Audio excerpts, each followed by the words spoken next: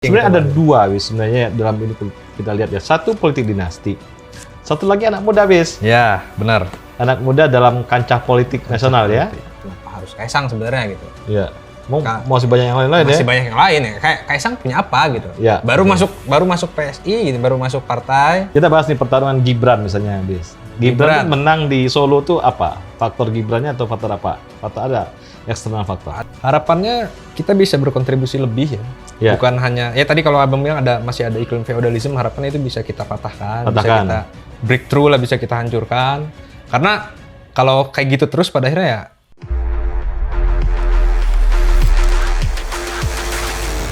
Halo sahabat OMB, obrolan buat kembali.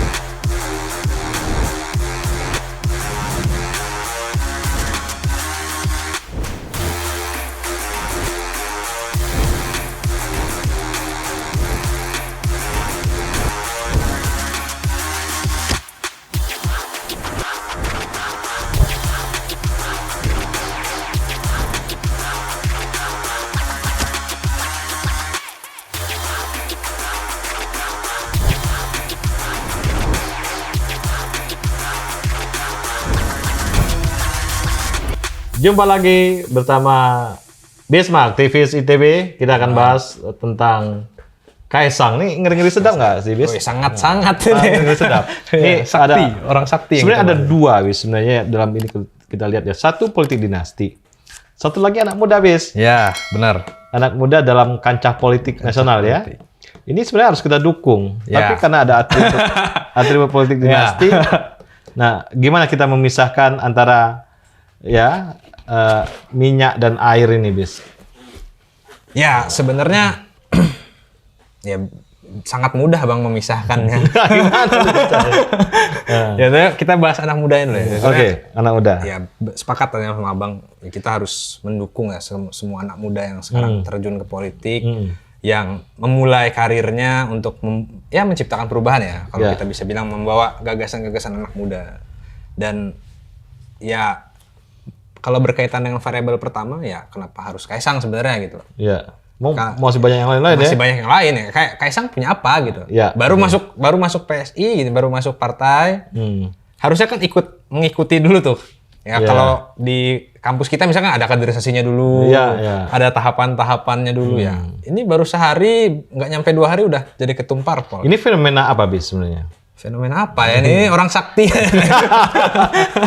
Orang sakti nih. Memang ya pasti itu ada peran bapaknya, mungkin peran Pak Jokowi dan segala macam ya untuk membuat Kaisang jadi seperti ini gitu. Ya apa yang pernah dia kasih sebenarnya kan?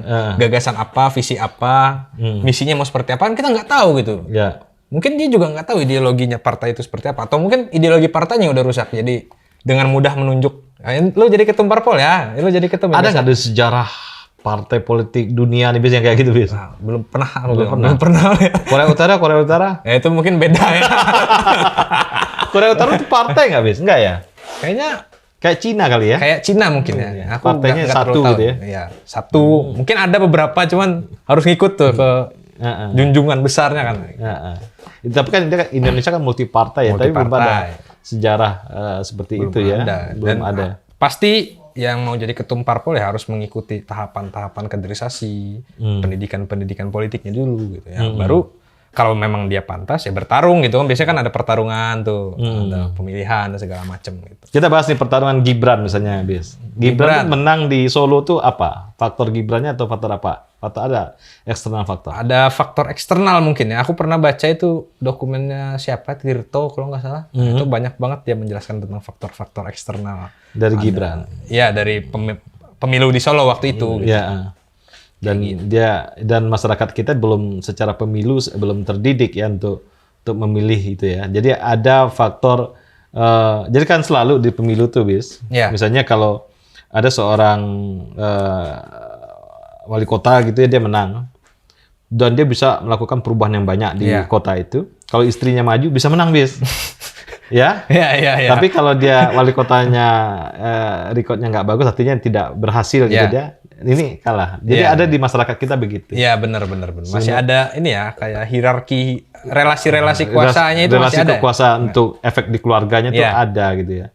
Itu terjadi. Masih ada ya sifat feudalisme di politik kita. Nah sebenarnya sifat feudalisme di politik ini yang dipakai oleh Kaisang. Kaisang, benar. Ya, momentum itu dipakai sama dia untuk dia. Ya mungkin juga bisa jadi itu pelabuhannya Jokowi nanti ketika turun, Bang. Nah, bisa jadi. apakah ini akan bertahan, Bis? Kita tanya. Ini akan sustain nggak Kaisang kayak gini? Sustain untuk jangka waktu yang lama atau gimana? Ya, jangka waktu yang lama. Ya, kalau dia gitu-gitu aja ya nggak bakal sih, Bang. Ya sebenarnya kan jadinya nggak bakal ada perubahan apa-apa sama kayak sebelum-sebelumnya gitu, kayak Bung Giring gitu kan, kayak ya udah gitu-gitu aja, ngikut Nah, oke, kita bahas nih Bung Giring ya. Bung Giring sebenarnya tidak melakukan perubahan macam-macam ya. Iya, gitu-gitu aja. Memang dia pantasnya jadi penyanyi aja, Bung Giring. Jadi vokalis aja udah cocok. Oke. Nah, kalau kalau Kaisang melakukan sesuatu yang bernilai gimana? Ya, bagus lah. Berarti kan dia bisa membuka jalan untuk pemuda-pemuda yang lain gitu kan. Nah, oke. Cuman ya harus ditelusuri juga itu apakah memang inisiatif dia atau ada sokongan-sokongan dari belakang, dari bohir-bohir atau kayak gimana. Itu harus clear ya. Harus clear ya. Benar. Apakah dia sekarang kan keliling Indonesia nih? Iya. Ya. Ini besok ke Bandung katanya. Besok ke Bandung. Wah, gimana, Bis? Sebagai anak muda melihat Kaisang ke Bandung, terus kemana. Nah, aku nggak lihat ya kemarin dia kemana-kemana ngomongin apa. Ujung Berung aja pernah kemarin ya? Pernah kalau nggak salah. Aku tapi nggak nonton langsung. Karena aku merasa nggak ada yang nggak ada yang menarik, nggak ada yang spesial. Nggak ada yang spesial ya. Dari kunjung-kunjung ini nggak ada yang spesial. Iya. Kan dia kan ketemu relawan. Ya. Kan dia sempet tuh yang di acara TV ya, kalau nggak salah tuh apa sih itu yang di acara TV, salah satu TV ya. Aku merasa dia lebih cocok jadi seperti itu aja, jadi aktor di depan kamera aja yang ngomong. Ngelawak. Pantasnya ngelawak ya? Nggak pantas, lumayan bagus lah lawakannya. Bagus ya? Bagus, lumayan lah. Jadi ya, dibanding dia jadi ketum partai tiba-tiba kan belum menjalankan tahapan pendidikannya ya. Jadi raja gimmick masih bisa ya? Raja gimmick masih bisa. Mungkin itu salah satu ini ya kali, Bang. Gimmicknya. Ini ya kendaraan partai sebagai lawakan ya. Bahaya juga jadinya kan. Ya, dan kita melihat apakah Kaisang ini bisa membuka banyak hal untuk anak muda, Bis. Misalnya lewat pintu gua nih, gua kan anak presiden, lu ini bisa ngebuka banyak, bisa nggak kira-kira? Kalau dia berpikiran seperti itu bisa lah, nggak ada yang nggak mungkin dong. Ya, bagi dia dia punya banyak hal, punya privilege besar seperti itu ya. Harusnya bisa lah, terutama ya. Sebenarnya kan banyak yang aku pun nggak tahu gitu, apakah di luar sana pasti bertebaran lah bintang-bintang muda gitu ya. Nah, kalau memang Kaisang bener-bener dia jadi ketum parpol, terus dia kita pengen membuat anak muda jadi lebih punya berjen gitu, punya posisi, ya harusnya dia bisa lah. Bisa dong. Dia udah keliling Indonesia, dia harusnya udah ketemu banyak orang di tiap titik itu kan ya. Bisa, cuman. Tapi biasanya kalau anak muda terlalu mudah jalannya nggak bagus, Bis. Oh iya. Ya kan? Nah, benar juga. Nggak. Jadi nggak dapat tantangannya, nggak terbentuk ya? Nggak ngebentuk gitu dia kan? Ngebentuk. Ya kan? Ya makanya kayak lu sendiri gitu juga mau ngebentuk gitu kan. Nah, tapi pada satu titik ya itu yang sebenarnya kenapa Kaisang bisa begitu gampang maju? Karena nggak ada anak muda lain yang maju, Bis. Iya, benar. Gimana tuh? Anak muda lain kemana aja? Ya, biasa anak muda mungkin terjebak dalam idealismenya. Wah, kita nggak mau berpolitik, kita nggak mau masuk parpol, segala macam. Boleh juga sekali, Bis. Kita undang Kaisang ngobrol dengan anak muda. Boleh itu, Bang. Hah? Boleh. Diundang lah. Kulitin kali ya, dikulitin. Jangan dikulitin, dia kan belum figur capres-capres. Ngobrol biasa aja, ya kan? Ngobrol biasa ya, ngobrol ngidul diskusi. Boleh itu. Di Taman Lansia misalnya. Ya, boleh, betul. Ngobrol apa segala macam, topik-topik Indonesia, kebangsaan ya kan. Ya, kita lihat ada nggak gitu ya. Nah, itu juga perlu dicoba tuh. Benar. Ya. Supaya ekosistemnya ada nih, ekosistem anak mudanya terbentuk ya lewat Kaisang aja. Dan saling terkoneksi lah ya anak-anak kita muda. tes nanti kita diundang gitu ya. Boleh. Kaisang anak sama ITB. Boleh, nanti kita sama ITB kawan-kawan ITB mengundang Kaisang gitu ya. Masa nggak diizinin?